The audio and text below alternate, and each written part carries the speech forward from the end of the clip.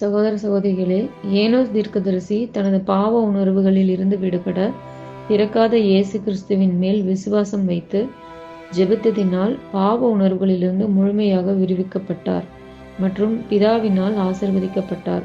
கடவுளின் கட்டளைகளை கருத்தாய் பின்பற்றி ஒரு நேர்மையான நியாயவானாக வாழ்ந்த ஆல்மா தனது மகனின் அநீதியான செயல்களான கடவுளின் சபை மற்றும் சபை மக்களை அழிப்பதில் ஈடுபட்ட தனது குமாரனுக்காக உபவாசத்திலும் ஜெபத்தினிலும் பிதாவினிடத்தில் வேண்டுகிறார்.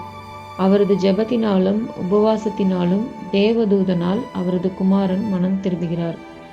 எமது வாழ்க்கையில் சோதனைகளையும் சவால்களையும் சந்திக்கும் பொழுது ஜெபத்திலும் விசுவாசத்திலும் நிலைத்திருந்து கடவுளின் கட்டளைகளை கைக்கொள்ளும் பொழுது நாம் உயர்த்தப்படுவோம் என்பதையும் மற்றும் இயேசு கிறிஸ்துவின் சாட்சியை பெற்றுக்கொள்கிறோம் என்பதையும் சாட்சியாக சொல்லி முடிக்கிறேன். ஆமென்.